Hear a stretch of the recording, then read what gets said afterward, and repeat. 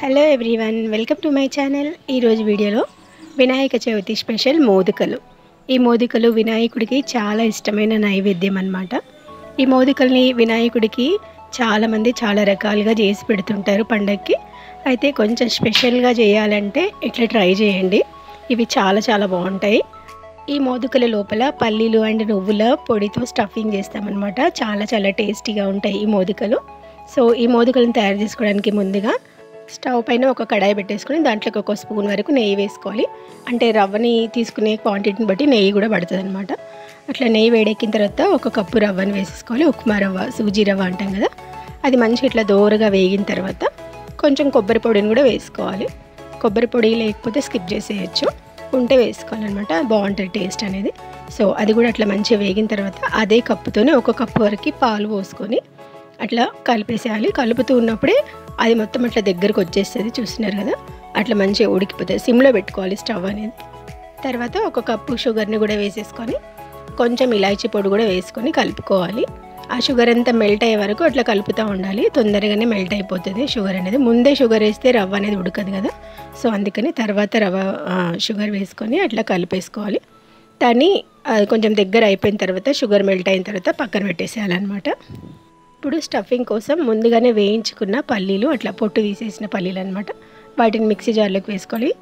అదే కప్పుతో సగం కప్పు వరకు నువ్వులు కూడా వేసుకోవాలి. కొన్ని డ్రై ఫ్రూట్స్, ఇలాచీ కూడా వేసుకొని వీటిని గ్రైండ్ చేసుకోవాలి. అట్లా మెత్తగా గ్రైండ్ అయిన తర్వాత దీంట్లోకి ఒక పావు కంటే కొంచెం తక్కువ బెల్లం వేసుకోవాలి. తర్వాత కొంచెం కొబ్బరి పొడి కూడా వేసుకొని ఒక స్పూన్ వరకు నెయ్యి వేసుకొని మంచిగా గ్రైండ్ చేసుకోవాలి. వీటిని ఉండలు కట్టడానికి ఈజీగా ఉంటుంది అనమాట నెయ్యి వేయడం వల్ల. సో అట్లా మెత్తగా అయిపోయింది కదా, దీన్నంతా ఒక బౌల్లోకి తీసేసుకోవాలి.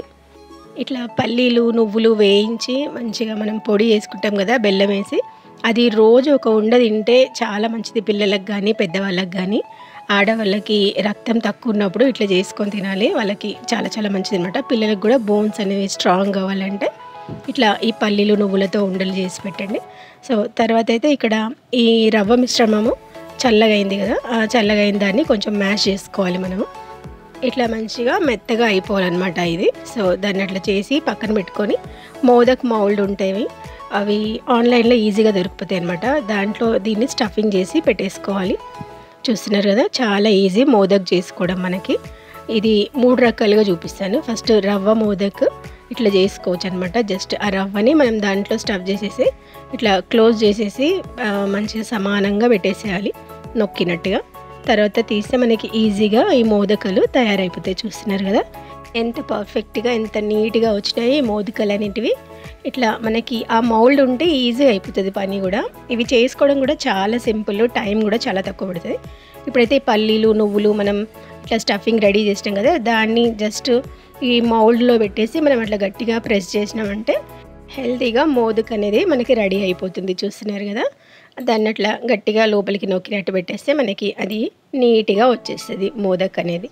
ఇట్లా వినాయకుడికి కొంచెం స్పెషల్గా చేసి పెడితే చాలా బాగుంటాయి అండ్ మనకి కూడా హెల్తీ కాబట్టి ఇట్లా చేసేసేయండి ఈసారి వినాయక చవితికి.